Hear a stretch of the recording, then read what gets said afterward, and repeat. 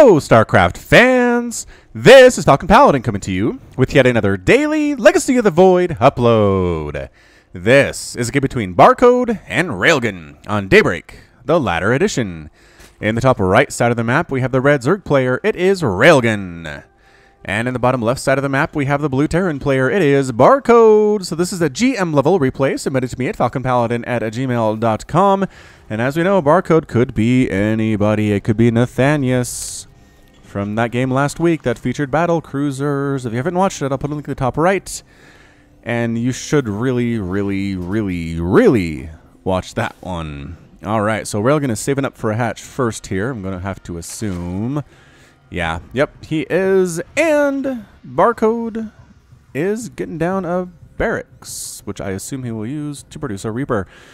All right, so I hope you noticed the new thumbnails. It might make it easier to decide or determine what level the game is. On the top corners, left and right, you will see a GM icon, because this is a GM level replay, and for Masters, the same thing. And if there's not an icon, just assume it's a professional level replay. I assume you would recognize the names. You know, Marine Lord, Petite, Drogo, Polt, Puck, all those players who are out there are very well known. And so if it shows a player that you know who is a pro, then it is definitely a pro level replay. All right, hope that clears up some confusion we've had in the past. The barracks gonna finish here, and there it is. It's a Reaper. This Reaper's name is Bob. Bob is a girl who dressed up as a man to become a Reaper and recover her family's honor. I don't know where her family's honor went. I don't know how we lost it, but apparently that happened. And this is Bob the Reaper. I'm not sure if Bob is her given name or if she chose it when she dressed up as a man and became someone in the Reaper program. But we're just going to call her Bob from now on. So this is Bob the Reaper, going to recover her family's honor. I don't know what happened exactly with the family, but we'll assume it was something like maybe they were dogfighting. People hate dogfighting, right? All right, so Reaper moving on out here. There's a queen on the way for Railgan. Any lings? Is he just skipping lings? No, he's got 2 lings. He's got 2 lings instead of the customary 4. And the 2 are moving across the map here, as you can see on the mini-map down here, heading towards the Terran base. Is it Drop Lord stuff? This could be something of Drop Lord stuff. I don't know. But the Reaper's going to get here, and there's a drone. Railgan's going to have to save that thing with... Yep, going to have to save it with a Spore Crawler maneuver. Oh, no, Bob. No, Bob. You had, like, this tiny window wherein you could have killed that drone, but instead you backed away. Now the queen is here. Queen is here for Railgan at the natural base. Lings are actually... Oh, they got there. They actually delayed the command center. That's why the Reaper's going home to save the SCV. Bob, save the SCV. That will restore some honor for sure. Ling up here trying to knock down a supply depot all by its lonesome. That will never, ever work. Good micro here from Bob, though. Bam, gets a Ling kill. SCV safely goes back to building that command center on the low ground, and this Ling actually gets inside for the scout. That's a bit of a lucky maneuver there. Sees the starport, sees the factory, sees the reactor on the factory, recognizes Hellions are coming. That's good information, and Bob gets the second kill. So 24 to 31 total harvesters. Railgan has been droning up behind this attack, going for a lair as well. So this is on, I think it's on patch 3.8 is what we're looking at here. So Hydras do have that range of 7. I'm kind of at a weird spot where I have a lot of replays from 3.8 and not that many from 3.9, so I'm kind of trying to sprinkle whatever I can in here. Hopefully, they're just entertaining games overall, and hopefully by labeling them, you'll know what you're dealing with. Anyway, Spinecrawler here at the front for Railgan. I'm not sure about that positioning. Usually, you want to put Spinecrawlers back here if you're dealing with Hellions along the mineral line so that the drones are directly protected. Hellions do enjoy just completely running past Spinecrawlers right at the front here, so we'll see if that happens or not. It is definitely... it's a Cyclone Hellion opening with a double Hellion follow-up. So is it... Oh my goodness. Barcode player dropping with a Cyclone, a Hellion, and a Marine. Have not seen this. Have not seen this before. This is a brand new attempt here from our Barcode GM level player. So, you know what? It's got to be good. Or he's just totally experimenting on the ladder, which is a weird... kind of a weird thing to do, but I guess you got to try out your builds somewhere, and against GM players is a good place to be. Spire here for Railgan. 4-minute Spire.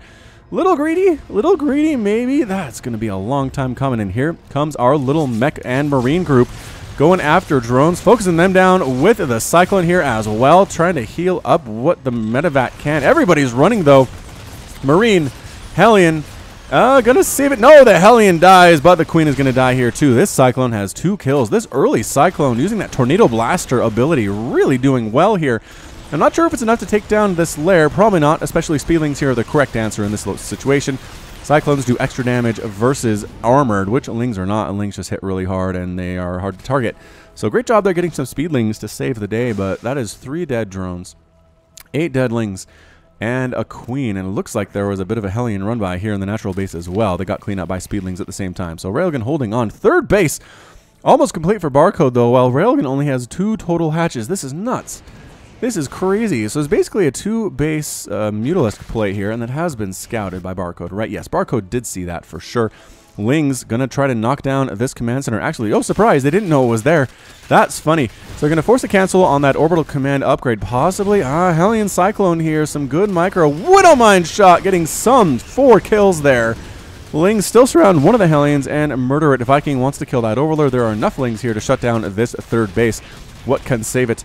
What can save it? Get up here. Widowmine, unburrow. Go save the base. I don't know if you could get there. Hellions roasting up those Lings. I think they got it. They got it. The Lings do pick off yet another Hellion. Try to get that Cyclone too, but they all get roasty toasty instead and end up dead. Third base on the way for Railgan, about 50% complete. But this third base by Barcode is done. Thor on the way for Barcode as well. The Mutalisks have begun their production. They are moving on out. Reaper Bob, no. Reaper Bob, 2 kills to her name and she dies.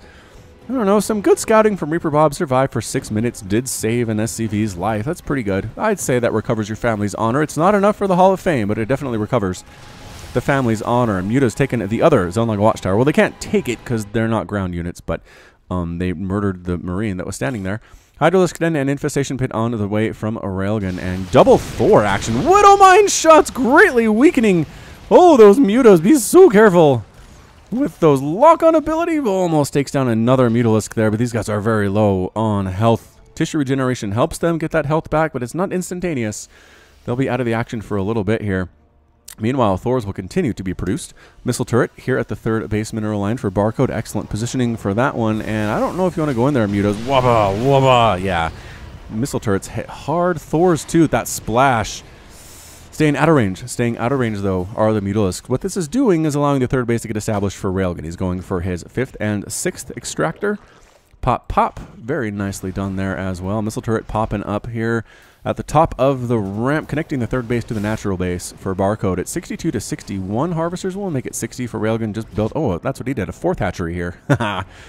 So 4th hatch on the way from Railgan. Muta's flying around. Maybe perhaps a free medevac. No, missile turret trying to save it. And they do get the medevac. Taking some shots from the missile turret. Any kills on that thing? 1. For 1 medevac for 1 medevac, or 1 medevac for 1 Muta. Probably a fair trade is what I would say here. Some more factories coming in from our barcoding player.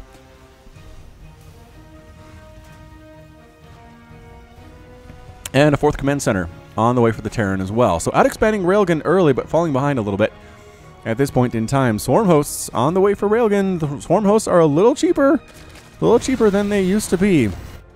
Here in patch 3.8, Swarm host defending the 4th base, pushing out with his mech composition. Hellions, Hellbats, Thors, and Cyclones versus essentially Swarm host Muta. Swarm hosts just, they're good. They're good is what they are. They're free unit locusts. They can deal with mech pretty easily. They can get surrounds on units, surrounds on these Thors. Thors don't do extra damage versus Locusts. It's just a bad matchup for them. Hellions can kind of roast them up, but they still take damage, and it's just, Locusts are free. That's what they are. Killing some of these creep tumors, connecting the 3rd base and the 4th base is Barcode, then backing on out, and here come the Swarm hosts. Taking some direct shots, though. Woo. But Locust landing. Like I said, there's a surround on one of the Thors, killing it almost instantaneously. Oh, snap. Some of the damage was reduced on these Locusts, but they still hit really hard and forcing the mech player back entirely until these things expire. They're just incredible at zoning that way. Bam, Locusts are dead. Mech player Barcode, I'm not sure he wants to go in there anymore. Widowmine burrowed on this creep just on the edge.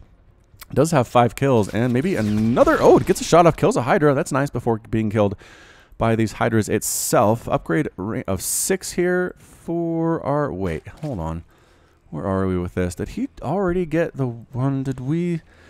I don't know what patch this is on. It looks like the max is 6 though, so maybe this is 3.9. But why does my client say this is old then? I wish it would show me. Oh, maybe it does show me. Let me pay more attention. How about that? Let's do that. +2 ground armor, or ground attack on the way for the Barcodes. Swarm hosts, oh, setting up over here to the base to the right of the natural of Barcode. Gonna fly in with these Locusts, flying Locusts. Pretty good sometimes, landing and killing a missile turret going right into this mineral line. I have to imagine that's where they are going next. Yep, run SCVs, run. Meanwhile, trying to attack up here with pure Hydralisk against Tank, Thor, Hellbat. I don't know about that. Railgun, I really don't know about that at all. Locust finally expire, but killing a bunch of SCVs there. 5 of them have died thus far in this game. And Cyclone getting focused on by the Hydras first of all, but man, Blue Flame Hellions doing very well in this situation. Tanks setting up a little bit too far away from the action. Probably should move them in. Nope, next line does move in. And they're setting up here at Railgun's 4th base. Hellbat transformation done on all of these Hellions. That 4th base is going to die. Trying to set up with the Swarm Host. Can they save the Zerg player? Locusts are landing, getting roasted up. Hydra's getting mixed in here as well. Tank splash on everything, though. Cyclone's trying to kill what they can, trying to kill these Queens. Thor with 5 total kills, getting focused by the Hydralisks. Are there enough Hydras in here? Just moving Swarmos in here to basically attract fire to allow the Hydralisks to live. Good move there by Railgun. They were no threat, but the AI targeted them anyway. They do have enough HP to survive several hits, and that allowed this handful of Hydralisks to survive long enough to clear that out. So fantastic job there by Railgun. Good little on-the-fly move. 4th base landed for Barcode. 5th base on the way as well. Some Hellions trying to roast or run on in here, but just getting picked off again by those Hydralisks. So the problem with mech is it's kind of hard to remax. The things you want to make are very slow in construction time. Swarm hosts remaining are 3. Wow, really? He only has 3 left. He had 7, or he had 10 at one point. Now he has 3. Ouch. Ouch. Blue Flame and a few tanks moving up this top side where Barcode knows the army is not for Railgun. Swarm host trying to land here at the zone like a watchtower. Going to land and kill something. He's trying to focus down the Hellbats and go and kill one of them. And nope, does not get the second. Does not get the second, though. Tanks, Hellbats, Hellions, +2. Like I said, that +2 there. +3 vehicle on the way and +2 vehicle and ship being researched as well. Attempted drop here with Hellions at the 3rd base, but no, getting scouted perfectly. Saw that coming. Did Railgun trying to go up to the natural base, but again, the army following suit, shadowing very, very well. 4th base replacement on the way for Railgun as well. It's 169 to 150. Whoa, both players getting a lot there. 173 to 159 total supply. Barcode is not that far behind. His upgrades are excellent at this point. Railgun has +2/+1 himself, so he's not falling behind on that count, but it's pretty much even right now. So it's Swarm Host Hydra here at Railgun. An interesting strategy for sure. Debris getting knocked down by these Hydralisks and opening up another avenue of attack for Railgun to get into this 4th base for Barcode. 5th base established, and it is a planetary fortress. I'm not sure that Railgun knows about that. He doesn't. He doesn't know about that base, which could be his downfall here. I don't know. So tanks setting up shop in this narrow area that the debris just opened up, and tanks are setting up into siege mode. Coming from the backside, though, are some Swarm Hosts going to land some Vikings. Once again, running the Swarm Host in to distract fire. They're all going to die, but they did allow some time for Locust to come from the bottom and from the top. Army getting surrounded a little bit here, but Barcode enduring a little bit here, coming into this 4th base of Railgun. Swarm Host getting shot at, and that is it, a GG from Railgun. Whoa! Railgun calls the GG. Cyclones getting damage off here. What is left? I mean, are all the tanks dead? I think all the tanks might be dead. Liberators are a problem for Railgun's army right now because he had 2 queens, and that was it. All his Hydras were dead. He lost a lot of Hydras, actually. 64 Hydra deaths. Whoa! That is a lot. So, I mean, Barcode didn't have much here, but he was going to shut down this 4th base of Railgun. He'd be up 1, 2, 3, 4, 5 bases to 3, essentially, as a Terran player, and that is not where you want to be as a Zerg for sure. 78 to 71 workers. Barcode had that lead, so whoever this is, they are good. They are good and managed to get this win in a tough, tough spot for sure. All right, so that's it from me. This has been Falcon Paladin coming to you with yet another daily Legacy of the Void upload. Go ahead and hit that like button. Hit the subscribe if you like what you saw and what you heard today. You can also catch me on Twitter, Facebook, and Patreon, all at /Falcon Paladin. And until next time, as always, thank you so much for watching, and you take care of yourself.